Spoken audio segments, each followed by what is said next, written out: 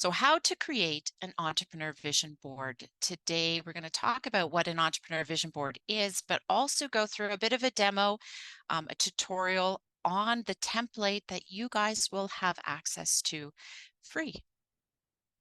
And today's session is presented and is sponsored by Acorn Studio Marketing. We're just a little boutique marketing agency that loves to serve our entrepreneurs, especially to help them create an impact and build their brand and their business. Learn a little bit more about us at acornstudio.marketing. And that's me, Laura Dunkley. I am the CMO and co-founder at Acorn Studio Marketing. And I've been doing this a really long time as an entrepreneur since I was 19 and have created a couple different businesses, worked in it, but it's really a mindset, right? And today's session, even if you aren't an entrepreneur, I've been in the corporate world as well as running businesses. It's a mindset and how we have to think outside the box and envision things and get things done. So hopefully, even if you're not an entrepreneur, I can help guide you, and this template will offer inspiration for you as you move forward.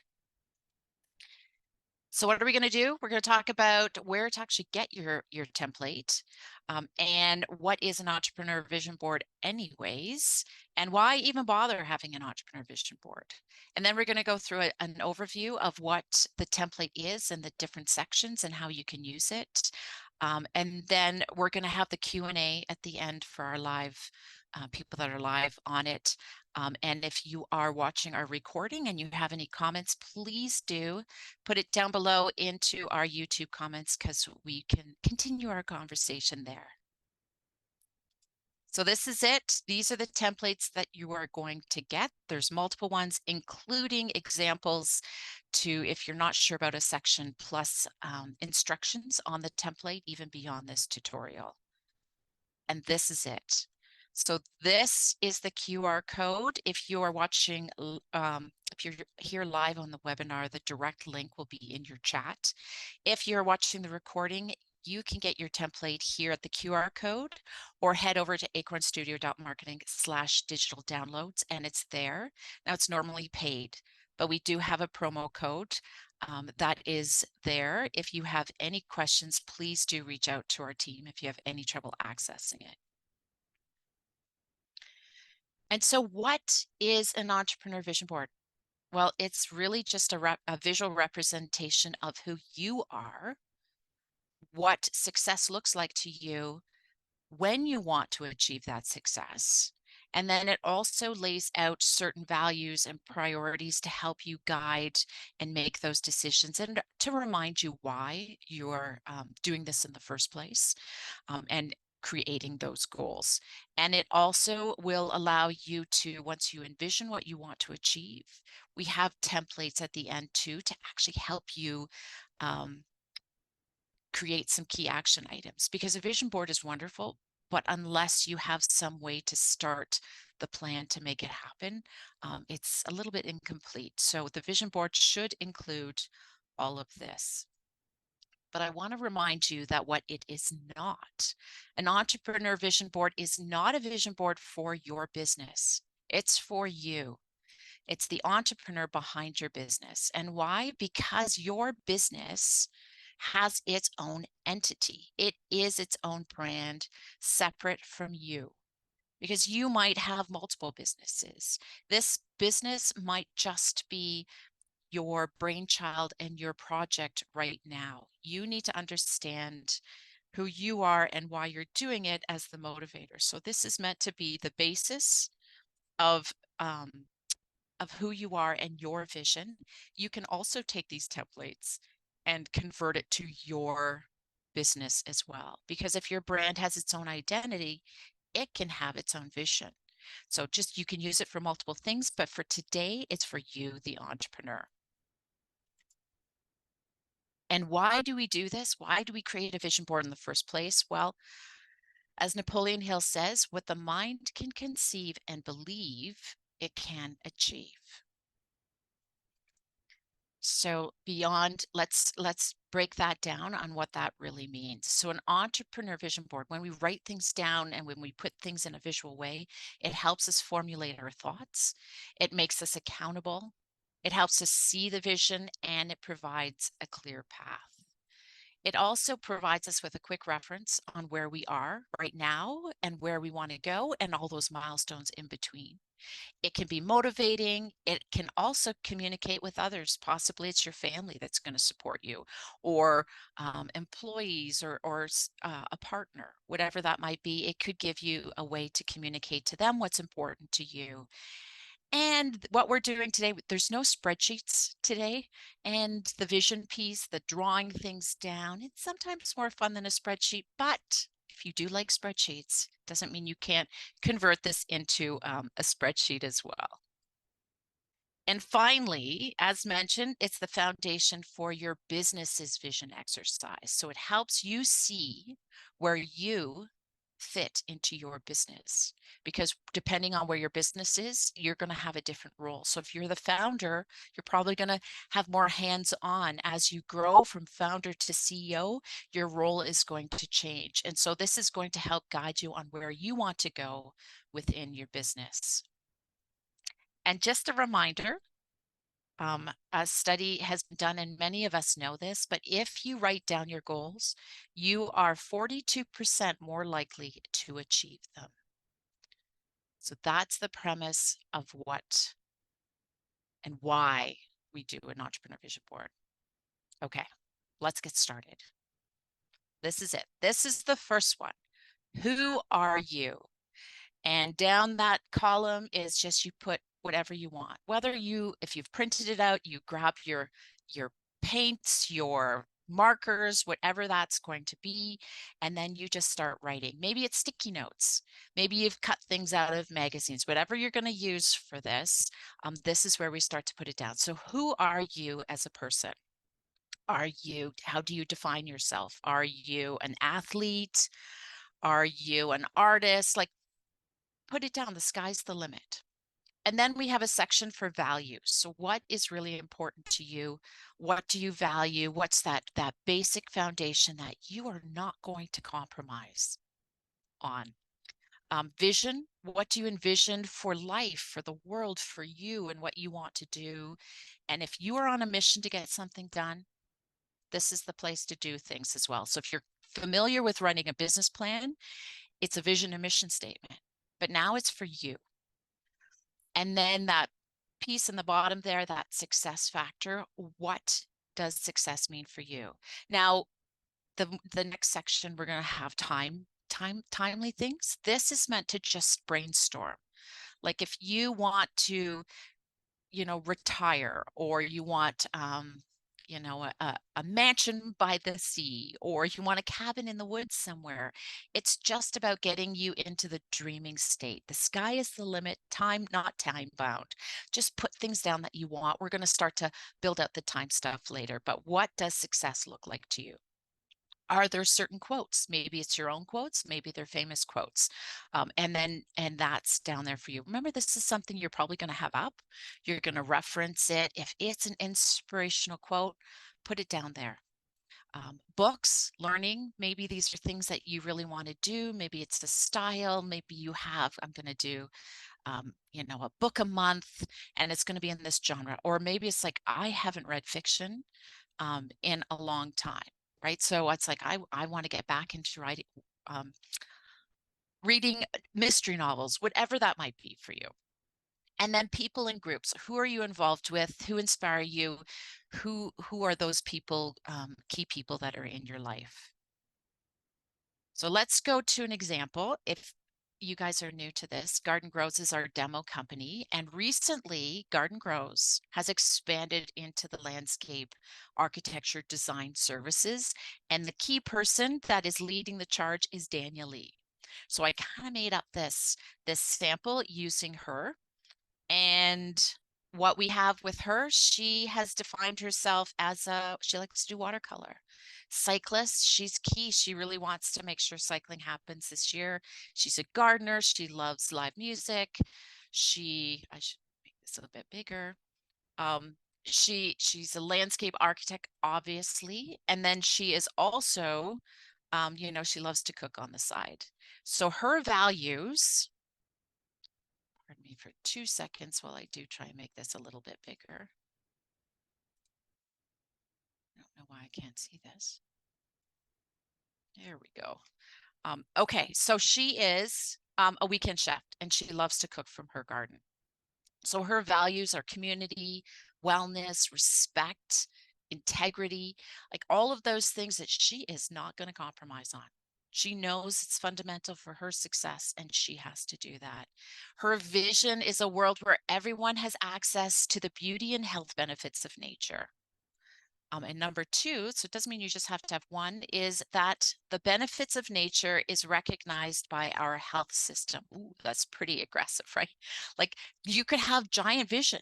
Doesn't mean you actually have to participate in it or be a part of it, but it just speaks to something that you desire.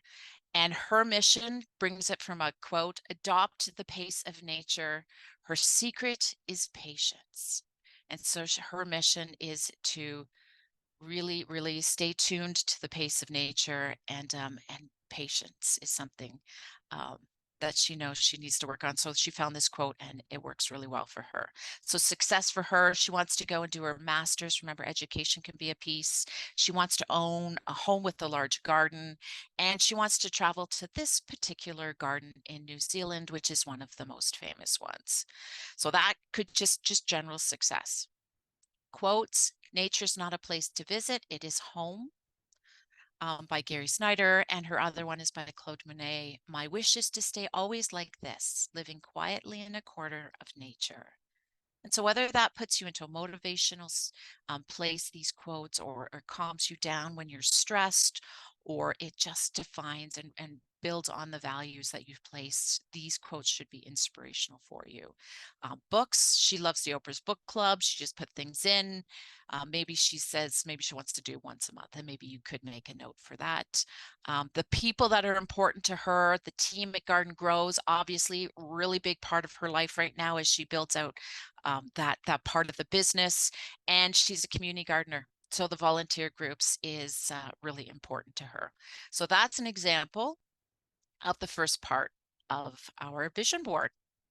So the second part is the big picture of how we're going to make this happen. So this is where I would start to put in a date, whether it's quarterly, monthly, or you're going to do this yearly, whatever that is. Do a beginning date on the left and an end date on the right. Put in stickies, whatever that is. Where is your situation now? Whether it's financial, it's education, it's your job, whatever is important to you, that's your now. Then on the right-hand side, what does success look like at the end of that date? Same, make sure they related because you want to make action items to help you get there.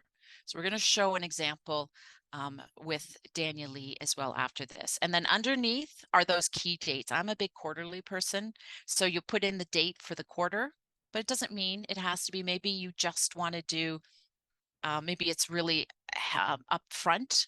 You want things, and then 6 months, it's not a big deal. Whatever dates work for you, put them in, and then put in those key objective key results in the business world, but basically those key things that you want to achieve by those dates. So let's have a look at Danya's. So she did for this year, she garden, she has works with that community garden. She has land and permits for the community garden to expand because that's her goal. So you might actually want to start on the right-hand side and go backwards because she had that goal. She wants to expand the community garden. Where is she now? And then what are the things she has to do to get there? So she wants to, on the right-hand side, complete her first triathlon. Well, she has a bike. It's a starting point, right? She wants to make $100,000 a year. She's starting at 60,000. She also knows that it's part of her business, but it's also a passion project, is to be the editor of this seasonal magazine. And if you have seen our How to Do a Campaign, that actually is pulled from that campaign strategy, which is available on our YouTube too. But so we're continuing the theme here. So she's an editor of this seasonal magazine, and she currently has a rough notes on the magazine articles. So what does she have to do to get there? She has to create one magazine per season. She's going to write and edit it. She has to create a training plan and register for her bike event. And then she has to create a committee for the community garden.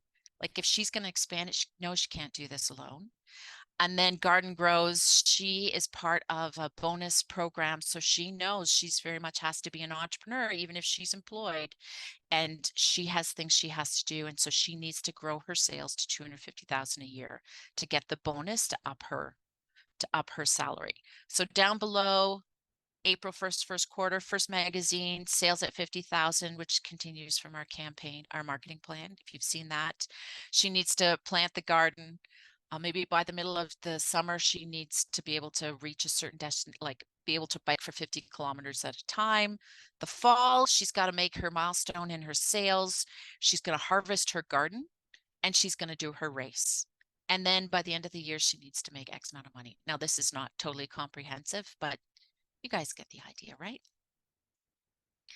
And then the other piece of this is strengths, opportunities, weaknesses, and threats. I'm a big fan of doing SWOTs a lot, and it keeps you in mind. And this is for you personally, what we're going to do. So I'm going to show you what we did for her. So she has the strengths. What's going to help her get to her goals? She has support of her family. She has support from her team. And she has some savings. She has a savings plan in place. Opportunities she has for this. Try a Try's available in her area. There's a bike club that's going to help her. She knows that she has support from Garden Grows to actually help with the community garden as well. And she's writing a magazine, and that's actually going to be a stepping block to writing a book. So it's a motivator, right? So those are so many opportunities coming out from this. Her weaknesses, she gets distracted. Maybe her goals are a little ambitious. She's new to the area. She doesn't know, she doesn't have a full vibe on what it is. Threats could be balancing the demands of a growing business, right? And her wellness, because that's her big value and integrity. Injuries or weather that can keep you from competing. Weather for the garden. We have lack of volunteer. Maybe she doesn't get volunteers to help with the garden. That's going to keep her from reaching that goal. And then don't forget the competition, right? If she wants to grow to 250,000 a year, there could be some competitors that she doesn't know about. So that's her personal SWOT. Okay, so now let's make all of these dreams and this vision happen. So who is on your team? Right? Like this is the thing. Now it's the exercise of going from here. So we got to figure out who's on your team currently, who needs to be on your team, and then what do you need to do to accomplish your goals? Like actually write down rather than the high level, we're going to get down to the nitty gritty. Now, this is kind of a bonus. If you don't do this, that's okay. Maybe you have different strategies for creating this, but I did want to give you a template in case you want to do this. And this is the now and the goal.